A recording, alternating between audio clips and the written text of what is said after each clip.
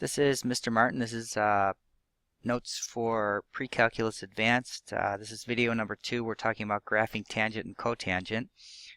So in this video we're going to look at a couple of examples, and then there'll be a few problems for you to try on your own. So for the first problem here, we've got f of x is equal to 3 tan 2x. So if you recall from the last video, it's going to be important for us to identify bx minus c. So for this problem, the bx minus c, that's just the stuff after the tangent. That's just going to be 2x. So that's going to be 2x, and we'll use that later on to help us find the asymptotes. But let's just keep that in mind for now, and we can move on to the rest of the problem. So for A, we've got 3. For B, we've got 2. There's no C, and there's no D. Again, we don't have a period for tangent and cotangent. You'll see why when we look at the graphs. Or amplitude, I mean. There's no amplitude. Period. That's one of our other differences. That's just pi over b. So that's going to be pi over 2. Our phase shift is still c over b, so there's no phase shift because c is 0. Our vertical shift is still d, which is also 0. And our distance between key points is still period divided by 4. So that's going to be pi over 2 divided by 4, which is pi over 8. If you have any questions about that, make sure that you ask me. Okay. So once we do this, we want to find our asymptotes. So we're going to take our bx minus c, which we found up here. So we're going to take our 2x, and we're going to set it equal to, since we're looking at tangent, we're going to set it equal to pi over 2, because that's a value where tangent is undefined. And solve that for x. So we get x is equal to pi over 4. So that's one asymptote. And we're going to take our bx minus c and set it equal to negative pi over 2. Again, divide by 2. And we get x is equal to negative pi over 4. So here's our two asymptotes. So once you do this, now graph these. Okay, do this now. Okay, skip the chart. Use our distance between key points. We're going to use our distance between key points. We're going to graph our two asymptotes. Then we'll come back to this chart. Alright, so I know my distance between key points is pi over 8, and I've got asymptotes, one positive and one negative. So I'm going to make every other one of these a pi over 8. So 1 pi over 8, this would be 2 pi over 8, which is pi over 4, and then negative pi over 8, and negative pi over 4. And let's go back up and double check. My asymptotes are at pi over 4 and negative pi over 4. So let's make these red. Make sure that you make these dashed or dotted, whichever you prefer, because they're not really part of the graph, but we need to be able to visualize where the asymptotes are. So pi over 4, negative pi over 4. Okay, so here are two consecutive asymptotes, and if we notice in between, I've got negative pi over 8, I've got 0, I've got pi over 8. If you've done this correctly, after you graph your asymptotes, you should have 3 points in between the asymptotes. These 3 points are what we're going to put up in our chart. So let's go back up here.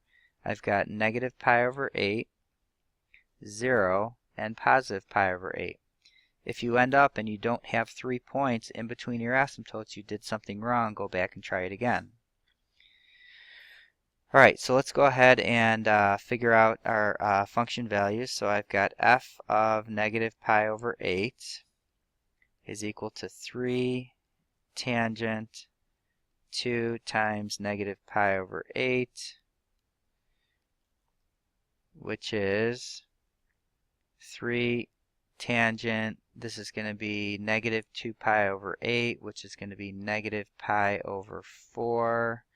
So that's going to be 3 times. So on my unit circle, I'm over here at negative pi over 4. So negative pi over 4, I know my coordinates are root 2 over 2, negative root 2 over 2. And the tangent is the y over the x. So since my y and my x are the same value, just one is negative, the tangent here is going to be negative 1. Okay, so that's 3 times negative 1.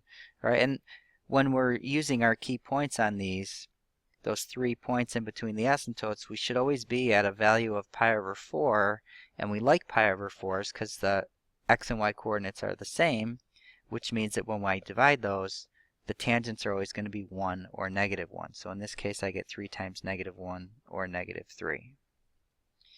All right, then we have f of 0, so that's 3 tangent 2 times 0, so that's 0. So I'm over here. I know it's 1, 0. The tangent is 0 over 1, so that's going to be 0. So 3 times 0 is 0. So I have 0, 0. And then f of pi over 8, that's going to be 3 times the tangent of 2 times pi over 8. Okay, that's 3 tangent pi over 4. Okay, and again, I'm going to be over here. My x and y coordinates are both positive and they're both the same, so that's just going to be positive 1, 3 times 1, or 3. All right, so we don't really have to figure out 5 key values. If we count these 3 plus my 2 asymptotes, that will give us 5, but for our chart, we really only are going to need 3. So let's go ahead and graph these. I have pi over 8, -3, 0, 0, and pi over 8, positive 3. Now you have to be careful when you graph these because you will lose some points if your shape is way off. So I normally start at the middle point and then I'll go up to this point and kind of approach my asymptote, and then again start at the middle point and go down to there, and again just approach the asymptote as I go down. So this is one period of the tangent curve. And we're actually going to draw 2 more, so we're going to have 3 periods. So I'm going to draw a couple more asymptotes. So let's mark some more points here. I'm going to mark 1, 2, 3, and then I'll have an asymptote there, which I'm going to make red, because I've got to have 3 key points in between each asymptote. And then I'm going to go 1, 2, 3. I'll do 1 this way, and my 4th one again is going to be an asymptote. So I know at the leftmost spot in between I'm going to be at -3. At the middle spot in between the asymptotes I'm at 0, and the rightmost spot I'm at 3. Again, nice smooth curve that approaches the asymptotes. Same thing over here, -3, 0, +3, drawing your smooth curves. Okay, and there we have 3 periods, so this is 3 periods of the tangent curve. If you have any questions, make sure you pause the video and write those down. And let's move on to the next one, which is a cotangent. So again, let's just take a look at my bx minus c. That's going to be x minus pi over 2. I'll use that a little bit later when I do my asymptotes. So a is 2, b is 1, c is positive pi over 2. There's no value for d. My period is pi over b. Don't forget pi over b, so that's pi over 1, which is pi. My phase shift is c over b, so we're going to have a phase shift for this one. So that's going to be pi over 2 over 1, which is just pi over 2. Vertical shift is d, which is 0. Distance between key points is period divided by 4. My period was pi, so pi over 4 for that. And let's go ahead and look at our asymptote. So here's my bx minus c, so I'm going to take x minus pi over 2, and I'm going to set it equal to 0, because we're looking at cotangents. Cotangent's undefined at 0, and cotangent is undefined at pi. So I set my bx minus c equal to 0, bx minus c equal to pi.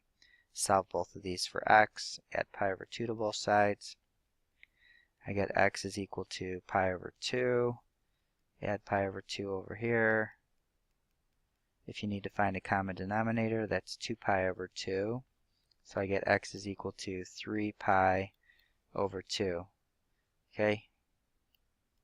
Graph these now. Okay, so my distance between key points is pi over 4. That's going to tell me how to mark my graph. Then I'm going to graph my 2 consecutive asymptotes. So we're going to go every pi over 4. So 1 pi over 4, 2 pi over 4, which is pi over 2, 3 pi over 4, 4 pi over 4, which is pi. What do I need up here? Pi over 2 and 3 pi over 2.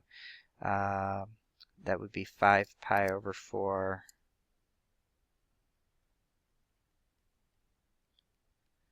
And 6 pi over 4, which would be 3 pi over 2. Okay, so my two asymptotes are going to be at pi over 2 and 3 pi over 2. So I have an asymptote here at pi over 2, and an asymptote here at 3 pi over 2. How many spots do we need to have in between these asymptotes if I did this correctly? We should have 3. 1, 2, 3. 3 pi over 4, 4 pi over 4, 5 pi over 4. So we can put those in the chart up here now. So 3 pi over 4, 4 pi over 4, which is pi, and 5 pi over 4. Okay, if you did it right, you should have 3 values in between your asymptotes. So let's go ahead and calculate these. So I've got f of 3 pi over 4.